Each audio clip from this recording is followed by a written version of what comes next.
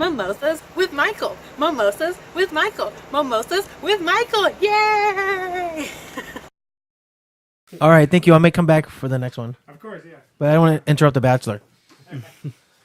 Okay, it's good to see you, sir. How are you doing? Pretty good. How you doing? I'm good. Let's Are we live? yeah, well, live-ish because I Live-ish. record in advance. So let's clink.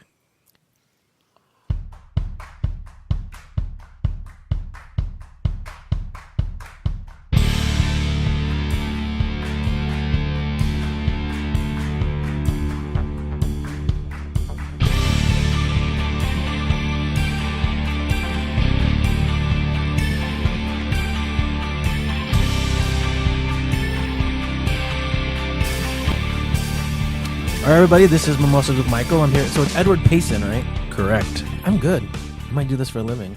No, I'm just kidding.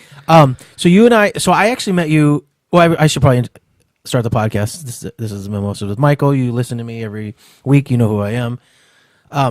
So you and I met last year, almost this time. I think it was 2 years ago. No, it was last year. I promise. You sure? Because you don't know this, and most people don't know this, but when I met you, because I had the screening of The Deal at your film festival.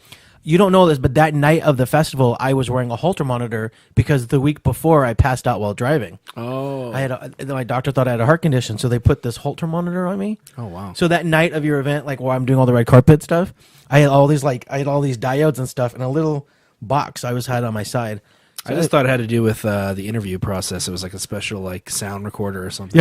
Yeah, no, it was but I remember just sitting with one of the actors, and I was like, I'm wearing a Holter monitor.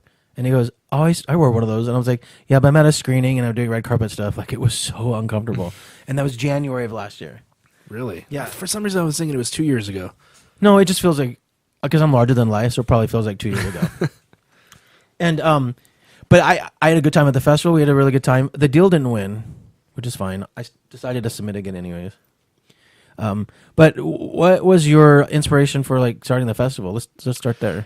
Yeah, so basically I started the festival 4 years ago, and the year before that, I had just done a small little thing that we just called a festival jokingly with just some of my films and some friends' films that wanted to get an audience to come see it. Dude, that's how stuff gets started. Yeah, so then my friend was like, It's like a joke. hey, we can do this, with other people's films and make this a thing. So we started looking at venues and that kind of thing, and it ended up that the first year I did it, I got this really expensive venue, and the staff was not very good. Oh, what was the venue? It was the Acme North Hollywood. I don't know if you've seen it, the comedy place. It's right over here. They don't answer any emails. They don't really respond to anything. So, like, you'll find out if you book the event, like, a week before you're supposed to have it. How are you supposed to promote? Exactly. Okay, we got that. So then the following year, they didn't respond to emails or phone calls at all. First off, they'll never respond to a single phone call ever. And emails, it's like they'll respond to you maybe 6 or 7 weeks after you email them, if they do at all. So the second year they didn't at all. And I went on a limb. My fiance is manager at Flappers Comedy Club, in Burbank, and she basically was like, "Hey, why don't you have it here?" And I went and saw they have a little room called the Yoo-Hoo Room there, which kind of like lends itself well for small screenings and that kind of thing. Yeah. And it's kind of like a VIP experience because other than just, watching films, there's a full wait staff, alcohol, drinks, food. Yeah, I remember ordering food. Yeah, no, we had like it was a fun little evening. Yeah. Yeah, so when it came around that I saw that you were accepting submissions, we decided to submit. And it's funny you should say that about like just having an idea. That's how I started Horror House. Was I was working with my boy Ray, and he was doing all this stuff with sketch comedy. And I said, Ray, you should do horror because who cares about comedy? Just kidding, Ray. I love comedy, but I'm big on horror, and at that time I had a horror writer, so I just kind of pitched this thing. I was like, well, can we just do like this horror house type thing? It was like you just said, it was just an idea, and we just want to see what shit kind of stuck, and then it was one of those fleeting things. We tried to do it, and then I think maybe 6 months went by. I don't know if it was even longer, and he goes, hey, we should do that horror house thing, and I was like, all right, let's do it, and I was just like, well, okay. Brantley and I, the writer, we came up with some ideas, and we kind of pitched it to because you never know. Like I can't tell how many times we've worked on stuff and it hasn't happened, right? Yeah, definitely. Or it takes so long to happen. So it's one of those things. And then all I know is next thing I know, we're like we had a script, and then an actress was attached, and she wanted to do it, and then we found a location, and I'm like, oh shit, this might actually be happening. And then I'm on set directing, and I'm like, what's happening? Like, Isn't that great when that happens? and now we've done our third movie, and now our first movie is in your festival. So it's so exciting. We both had these little nuggets of ideas that are now coalescing. Definitely. So that's so cool. But you're also a director. Yeah. You said the other night you were a one-stop shop.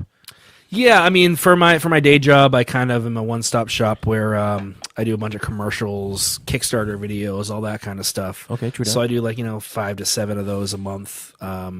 So clients basically from all over the world will post their job on a few job websites, and then other people will bid on them, and they'll pick the best bid based on people's obviously price, but then their reels and experience, past products, and all that kind of stuff. So That's that's awesome kind of idea. what I do for my day job. But then What's your night job? Are you a stripper? No, my night job was writing and directing, and I actually have 3 films coming out this year. So Oh, damn, like that? yeah.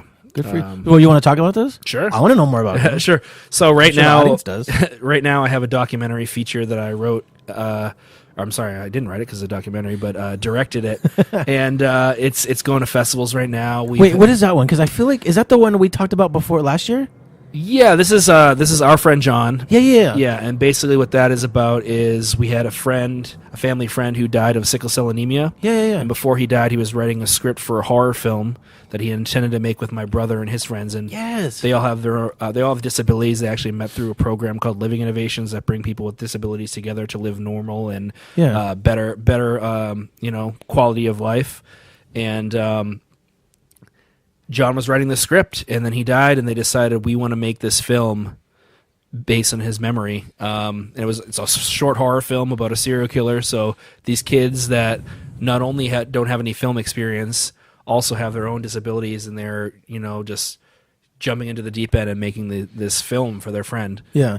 I remember you showing a trailer for that at the festival last year. And I remember then I said, you should be in my podcast. So it only took a year, you guys. See? Persistence is key. But I remember watching that. I was very touched by by that documentary. Just the idea of it, about how this young boy wanted to make a movie and died, and his friends rallied together. That's such a beautiful story. Thanks, man. Yeah, it was honestly one of the harder films for me to make, just because I was so close to everything, and the main character in it is essentially my brother and his friends who are also my friends. So some of the interviews are my mom and his John, the guy who died, his brother and his mom, and we have to ask the hard questions, and it was just very, very close compared to the typical working with actors and everything not being quite so real. Yeah. Oh wow. But we're doing pretty well so far. We've only had 2 festival deadlines pass, and in those festivals we won both festivals we won best documentary. Oh, good. And then one of the fests we actually won best in fest. So was it is it a documentary short or a feature? it's a feature. Oh wow. And did they ever make the film? They did, yeah. The whole film is seen in the documentary as well. Oh, nice. Okay. Yeah. Oh, that's so cool. I can't. I'll just let me know when that's around, and we could post about it so people can find it. And then you have a couple other movies, just because you have 3 coming out. Yeah. So I have an anthology feature film starring Corey Feldman coming out this year. It's called The Sunday Night Slaughter. Nice. I met him once. He's a cool guy. Yeah, Quite interesting. He is completely different on and off set. Like when we were on set, Yeah. he was very anal about everything. Like, oh, I need to be here. I need to do this. You need to give me this. I need to do that. But then right when the camera goes off, he's an awesome guy signing autographs. One of our producers was a nerd and brought a Goonies lunchbox, I probably and would've done that, he too. signed it and everything. And then found out that he wasn't getting any royalties for it. He should have been, because the whole new toy line had came out, and they just weren't telling him about Oh, that's Yeah, fucked up. it. Yeah, man, you never trust people anymore. But yeah, just to sum that up, it's a hard movie to sum up because it is an anthology. But there's a story. The main story is about a demon being the only creature on Earth that can save the Earth from a even more powerful demon that devours worlds. And Nice. she's gone through all these different worlds before coming to Earth, and he's the only thing left to stop it because all the other angels and demons on Earth are dead. Well, that definitely sounds like something my cousin would watch. And Yeah. and my writing partner, Brantley. So, Brantley, we'll have to look out for that. Brantley, if you ever listen to this podcast episode, which I know you will, make sure you watch it. And then, what's the third? Is the third one a horror too? The third one is a horror too. This one's the first time I ever got to work with like big money out of nowhere, and it came out of nowhere. I had a friend of mine that was just like, "Hey, you said you had an idea for a cool script. I remember you told me about it a few months ago. Did you ever write the script?" I was like, "No, I will." He's like, "We'll do that." And I really didn't expect too much out of it. I thought we were just gonna make like a moderately budget film like we did before.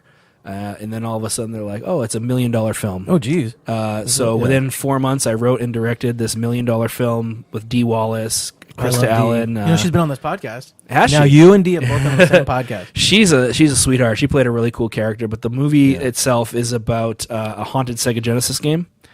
Where you play the game, and if you lose, if you die in the first level, you get possessed and kill everyone you've had contact with in the last 24 hours. Man, I suck at games, so that would definitely be me. So with that, and then on top of that, releasing at the same time, the actual video game that's in the movie is going to be released as a video game as well. Oh, and did you design that? I didn't design it. We actually have a company called Megacat Studios who do a lot of like indie games and stuff right now, and it's actually being released on Sega Genesis, so it's an old system. How fun! And then that's exciting. And we're gonna have a secondary version released on like a cell phone as a cell phone game. Okay, ooh, even fun. Because I think everybody plays stuff on their cell phones now. Yeah. I mean, people do like games, but we're all on our cell phones. That's so cool. And how long have you been like being a writer, director? Well, I came out here from Derry, New Hampshire, by way of Waltham, Massachusetts. I lived in Derry. Sounds like you just came right straight out of a Stephen King book. Yeah, basically. Yeah. Like you were meant to do it. Yeah, that's what people tell me. No one knows there's such thing as a Derry, New Hampshire. There's not such thing as a Derry, Maine, though. We'll just pretend. Yeah. Okay. Derry, New Hampshire. But yeah, so I went to school for a little bit in Massachusetts at Bridgewater State University, and there. What city is that in? Because I live in Massachusetts. Bridgewater. Oh, in Bridgewater. Yeah. I should pay attention to my own show. Sorry. No, that's what I get for drinking mimosas. Yeah. So I went there, and they were like, we have a film program. It's fledgling, but you're gonna do film stuff. Yeah. And it was one of the worst experiences I've ever had. Because, but it clearly worked because you're doing film stuff. Well, no, because I left. Only because I left. Basically, like, the program was, hey, here's a camera from Walmart that cost $70. Go film stuff and pay us, $3,000 for the class. What? That's definitely fledgling. That was it. They didn't tell us how to use boom mics. They didn't tell us how to use anything professional. It was all just like Walmart equipment. And then they had 2 Avid editing suites for 600 students to use. Sounds terrible. So I decided, if I really want to do this for real, I need to go to either New York or Los Angeles. I picked Los Angeles. I went to a small film school called Columbia College Hollywood. Mm-hmm. Very small, but they're in Tarzana, right? Yeah, I actually taught a class there. Oh, very cool. I did. I taught script writing, so I know it very well. Yeah, so it's a good campus. I really enjoyed my time there. It was like night and day compared to the other stuff. Like, yeah, it's a good school. Yeah, good for you. So I started my and LA's got better weather than New York. Right. So I was pretty used to Boston and pretty over it at that point. So I was like, New York's gonna be kind of like Boston. So you must hate it right now because it's been so cold. And I enjoy it. I'm wearing shorts right now. Yeah, you guys. He showed up in like just shorts and a t-shirt. I'm like a jacket on. Yeah. I'm freezing. Yeah, I rarely, if ever, wear. Live through this. No. I rarely, if ever, wear pants in Los Angeles. It's nice. Well, it's actually really funny because I've done podcasts with this show, and because I do it at my friend's house here in the back sometimes. We did during the summer. It was sweltering in here. Oh. Like we'd be sitting here and like we're both just sweating for 30 minutes, and now I'm sitting here like freezing. You could probably hear my teeth chattering. So it's we kind of have seasons, I guess, in a sense. I tell people we mostly have hot and hotter, but it always pretty much rains in February for about a week or 2 or 3. Yeah, depends on the year. Some years we have a drought. So how long have you been out here? I've been out here since 2007. So you're like 11 years now. Yeah, it's getting up there. Yeah, it takes a while. Made my first feature film out here in 2008. And Exciting. have just been doing it ever since. So this is going to be my 7th. Good for you. And then, do you have like a website that people can find your stuff on? Like, where are your movies at? Like, if I wanted to find, I have 2 right now. But my first one was just kind of a learning experience. It was called Morbid, a Love Story, and it was kind of like this really like weird, very very gory horror film that I made on the weekends while in film school. My cousin would definitely watch that one. He loves that stuff. That's available. I guess from people just messaging me if they really want it. But okay. But no, my website's antiheroproduction.com. That's right, and that's the name of the festival. Yes, Anti-Hero Production Genre Film Festival. Yes, so it's kind of all just one large thing. Year 2 for Michael Cologne. I hope I win this year. I think you will. It's a very good short. I better. Thank you. Did you guys hear that, audience? It's a really good short. It's a really good short. You should We all just watch won it. an award. Not Yeah. at your festival. We just won an award, though. Today. I saw it, yeah. Well, I mean, probably like next week because I record this ahead of time. Ah. But yeah, I mean, in recording time, we did it today. But when this airs next week, I won it a week ago. And then this will probably come live before your festival. Yeah. So I hope my audience is on bated breath trying to figure out if we won. I'll post it. I use a lot of my I post everything on my website, but they're all kind of interconnected. So if you go to my website, it links you to Horror House and the podcast. So my whole world is all it's all part of the Michael Cullen brand. So I have not directed a feature yet, but I do hope to soon. I think it's going to happen this year in 2019. It feels I have about 3 projects that are in the wings. So you might have to interview me one day Yeah. on my own podcast, unless you start a podcast Yeah. again. Hopefully. So then, what's next for you now? So right now we're just touring with the film. I'm writing another film. Okay, That's a lot. It's made to be low budget, but I think like all the money is just going to go towards the actors. It all takes place in a house. and you mostly do horror, right? Mostly do horror. I've done 2 documentary features, but everything Yeah. else, shorts and features, have been horror. So Have you done a horror documentary? I've done a horror mockumentary. Yeah. I want to do a horror documentary. I have to tell the Horror House team I want to do a horror documentary. On what? I don't know. I haven't thought. I have ideas. I really want to. Okay, we can actually. This is a really cool segue into like I kind of want to explore like what is horror. Yeah. And I remember I go to a lot of horror events, and I used to be part of a film festival. And one of the things that I always got is what is horror, or like why is horror so important, or what do people love about horror. And I go to a lot of these conventions, and I see people like they dress up as like their favorite monster, or like they want to be dressed up as like somebody who has the best death. So I would love to explore sort of like what is horror. So nobody take my idea. If you see it, I'll know you listen to my podcast. But I thought that was exciting. But so what is horror to you? Like, why do you want to do horror? What do you love about it? Horror has kind of been instilled in me from a very young age. My dad was really into horror, and it was kind of the thing that we bonded over. He was like kind of the complete opposite guy as me, where he was more into like guns, and he was from Texas, and you know, hardcore Republican, into guns, into hunting, all that kind of stuff. The only things we really bonded over were horror films and the Dallas Cowboys. Oh, very interesting. So he would like, you know, and then he got divorced with my mom when I was really young. I was like six years old, and my stepmom didn't want us watching horror films, me or my brother, so he would sneak us down to the basement while he was making bullets, and we'd watch Night of the Living Dead on a little like 2x5 TV. See, I think so, the fact that like it's something you have to sneak makes it more like Exactly. Do you know what I'm saying? It's like I need to have it because I'm not allowed to have it. It's like the more you don't want it, and it's like I love horror, and my cousin actually is a massive horror fan. I mean, he loves horror.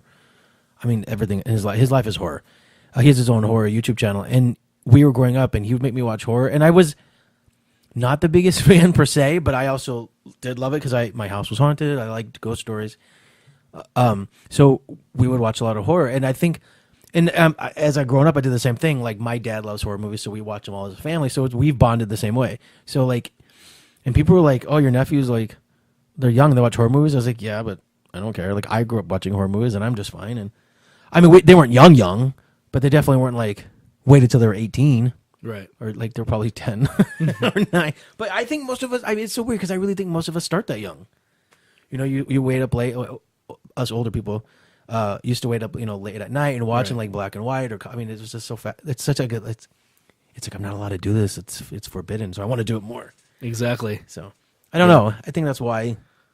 That's one thing I like about horror. Yeah. Plus, one of the things, I remember Leprechaun 2. oh my gosh, We were watching it and I had to be like 8 years old, 9 years old, and my dad would fast forward, through all the booby parts and why do they do all that? the nudity, and then like I'd go back like when they were sleeping and like watch those parts and be like, what's going on? Yeah, isn't that I didn't even funny? know what a girl was at that time, but I was like, what's going on? What am I missing? Why is he fast forwarding this? But isn't that funny? Like, it's okay if you watch all the deaths. Yeah, all the deaths were fine. Person's face getting put into a fan and all that kind of stuff is You fine. can't watch the sex parts. Right. What a Republican.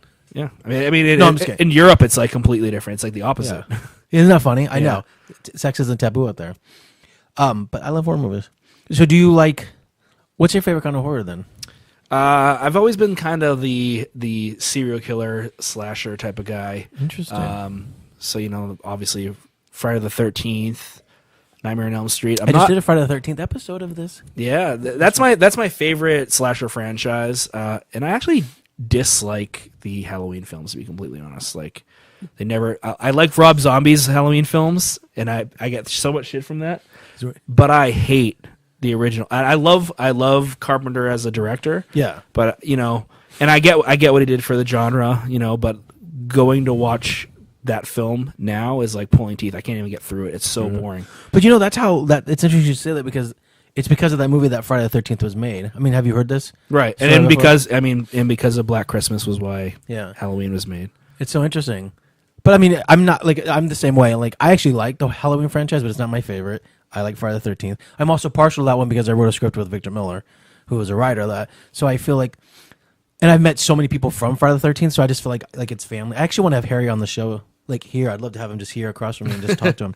That man's, I mean, everybody from the franchise is amazing. Victor and him are, they're so amazing.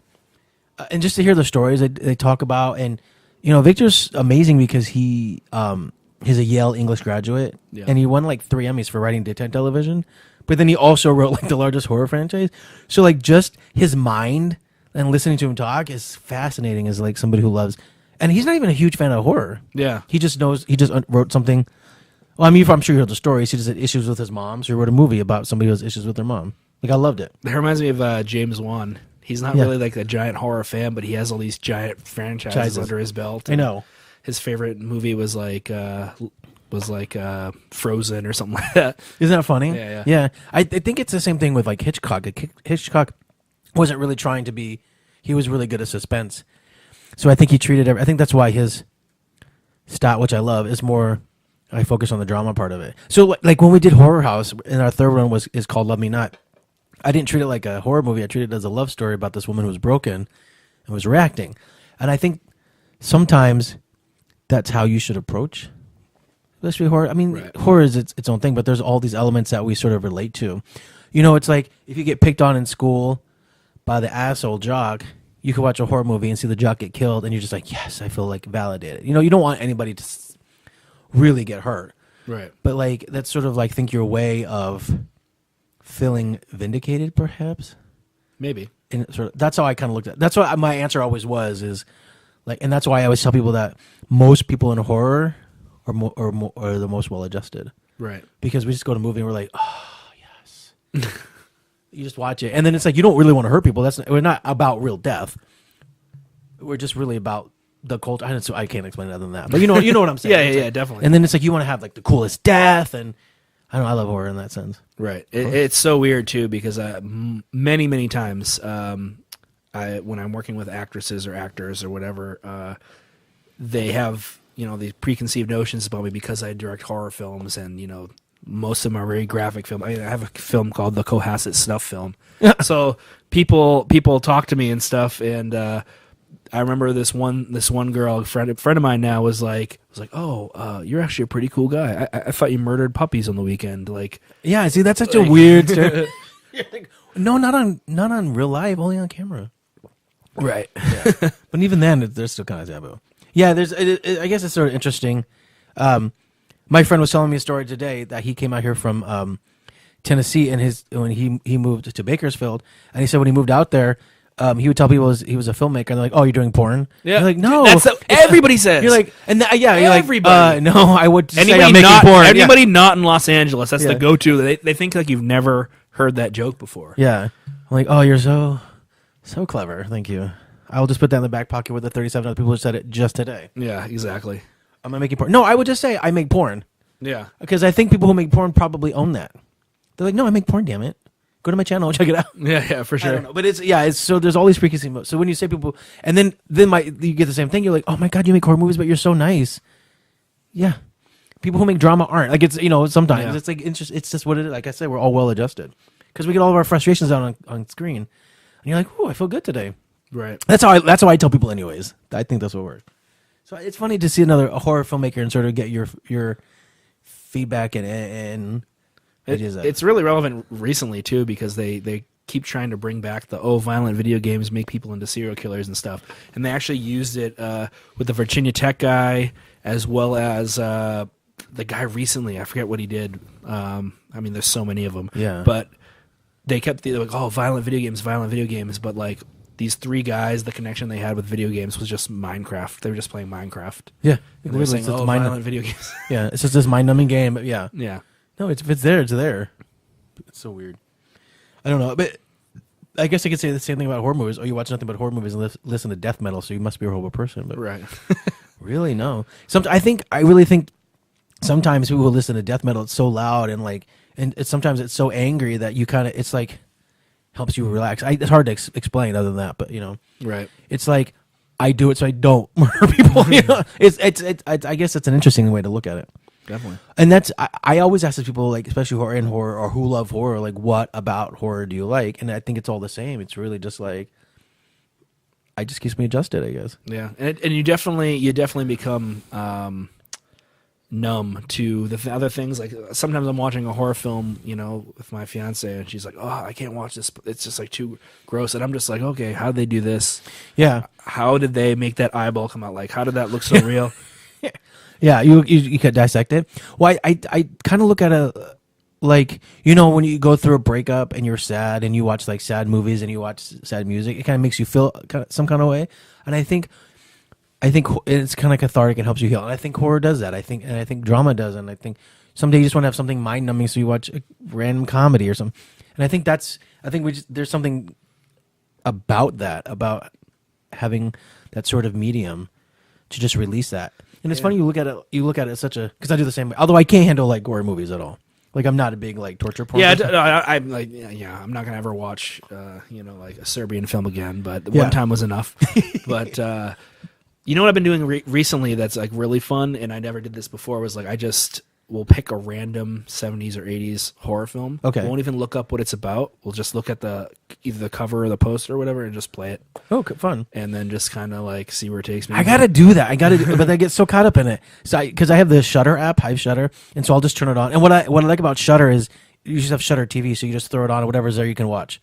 So it can be something old, it can be something new, it can be something in a different language. So it's kind of like horror roulette, I think, in a sense. Yeah. Ooh, there's a good idea, horror roulette. I'm going to send that to my writing partner in space. But that is kind of interesting that you just kind of And then if you don't like it, you continue watching it, or is it like? Oh, I know. I continue watching it. I continue watching it to the end, just so fun. See what not to do or what not. Like I watched. I have a friend Tanner, and he basically has this like giant collection, like probably the biggest horror collection I've ever seen. All his DVDs are just horror, and he basically has. All these films that are literally he hasn't even watched himself. They're just still in the shrink wrap. And we just watched this movie Demon Wind, which I had never heard of before. It was almost like a complete ripoff of Evil Dead, like way less budget. Like after Evil Dead 2 came out, I think this movie was from like 1982 or 1983, and it starts out like these people going to see their family's cabin, or it wasn't a cabin in this sense. It was like a house.